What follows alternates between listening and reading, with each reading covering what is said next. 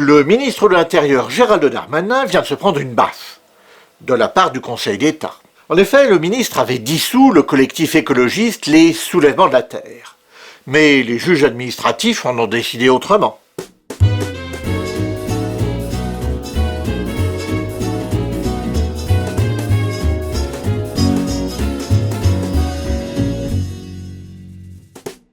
À la suite des violents affrontements qui avaient eu lieu à Sainte-Soline pour s'opposer à la construction des méga-bassines, le ministre de l'Intérieur avait dissous le collectif écologiste. Et dissous, c'est vraiment pas cher. J'en connais une qui va finir par se prendre mon 44 fillettes semelles gaufrées dans le postérieur. Je suis ici par la volonté des abonnés et je n'en sortirai que par la force des croquettes. Bah, on va peut-être enfin pouvoir être tranquille maintenant. Le principe en matière associative, c'est la liberté et l'interdiction, c'est l'exception. Ce principe est posé par une loi bien connue, la loi du 1er juillet 1901 sur les associations. Son article 2 dispose que les associations de personnes pourront se former librement, sans autorisation ni déclaration préalable. La liberté d'association a donc valeur légale et a la même valeur constitutionnelle. Ça a été décidé par le Conseil constitutionnel en 1971. Revenons maintenant à la possibilité d'interdire une association. Darmanin n'a évidemment pas sorti ça de sa manche, nous sommes dans un état de droit, et pour dissoudre un groupement ou une association, il faut un texte précis qui expose la procédure et les conditions dans lesquelles une décision de dissolution peut être prise. Et ce texte, c'est l'article L212-1 du Code de la sécurité intérieure. Il prévoit que certaines associations ou certains groupements de fait peuvent être dissous par un décret pris en Conseil des ministres. Le décret est un texte qui se situe au-dessous de la loi, et il y a différentes catégories de décrets, et plus l'autorité qu'il prend est haut placée, plus grande est la valeur du décret. Un décret ministériel est moins important qu'un décret pris après avis du Conseil d'État, par exemple. Ici, il s'agit du type de décret le plus important, le décret pris en Conseil des ministres. Alors, dans quelles conditions le Conseil des ministres peut-il décider de dissoudre comme ça une association ou un groupement de fait ? Il faut évidemment quelque chose de grave pour ça, et l'article L212-1 nous donne une liste précise des différentes hypothèses dans lesquelles c'est possible. Ça va de la provocation de la haine aux actes de terrorisme, en passant par les menaces contre la forme républicaine du gouvernement. En 2021, la loi séparatisme est venue ajouter un motif supplémentaire de dissolution, le fait de provoquer à des agissements violents à l'encontre des personnes ou des biens. Et c'est ce motif qui a été utilisé par Darmanin pour dissoudre les mouvements de la Terre. Mais la décision prise en Conseil des ministres n'est pas une décision arbitraire. En effet, je vous l'ai dit, nous sommes dans un état de droit, et non seulement la dissolution ne peut être prononcée que pour des motifs précis énoncés par la loi, mais en plus, elle peut être contestée devant un juge indépendant et impartial. Et le juge en l'espèce, c'est le Conseil d'État.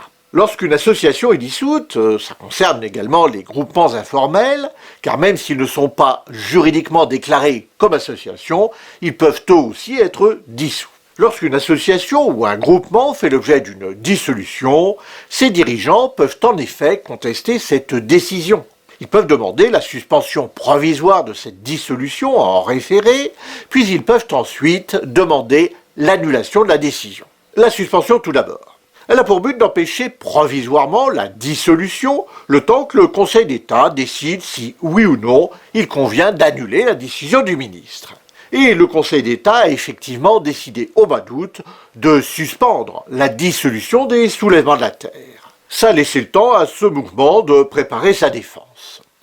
Venons-en maintenant à l'annulation elle-même. Il s'agit d'une arme pour le gouvernement, pour lui permettre de lutter contre certains mouvements extrémistes, qu'ils soient d'extrême droite ou d'extrême gauche. Non pas en raison de leur orientation politique, mais en raison de leur comportement dangereux pour les personnes et les biens.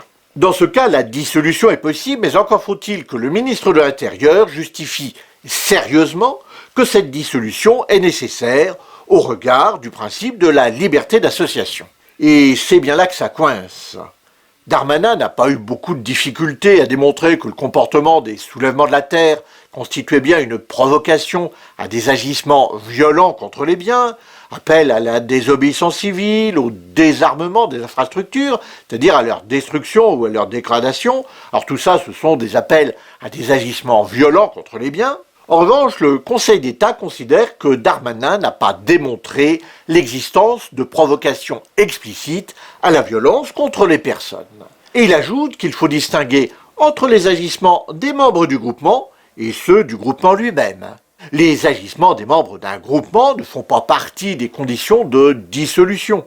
Heureusement d'ailleurs, car sinon il serait très facile de dissoudre un mouvement gênant au motif qu'un de ses membres a eu un comportement reprochable. C'est pourquoi le Conseil d'État considère que si les soulèvements de la terre ont bien appelé régulièrement à la violence contre les biens, Darmanin n'en a pas démontré pour autant que leur dissolution était un moyen adapté, nécessaire et proportionné à la gravité des troubles susceptibles d'être portés à l'ordre public par ce groupement. Alors, est-ce pour autant une victoire pleine et entière pour les soulèvements de la terre et par conséquent un camouflet pour Gérald Darmanin? Pas exactement. Si le Conseil d'État a effectivement décidé d'annuler la dissolution voulue par le ministre, il n'en est pas moins très critique vis-à-vis des diverses prises de position publique de ce mouvement. Par exemple, les soulèvements lui demandaient non seulement d'annuler leur dissolution, et ça c'est fait, mais aussi d'annuler les mesures de surveillance dont il faisait l'objet.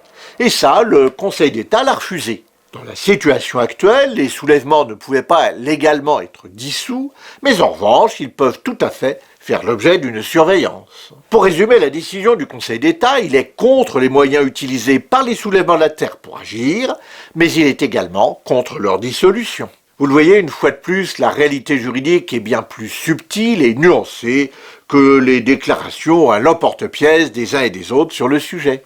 N'oubliez pas qu'il y a un petit gag après le générique. Comme d'habitude, merci à mes donatrices et à mes donateurs, sans l'aide de qui cette vidéo n'existerait pas. Vous aussi, vous pouvez aider la chaîne non seulement par vos dons, si vous le voulez et que vous le pouvez, mais aussi par vos commentaires, vos pouces bleus et vos partages de cette vidéo dans vos réseaux sociaux. Et si elle vous a plu, alors vous pouvez regarder l'une ou l'autre de ces deux autres vidéos de Vous avez le droit.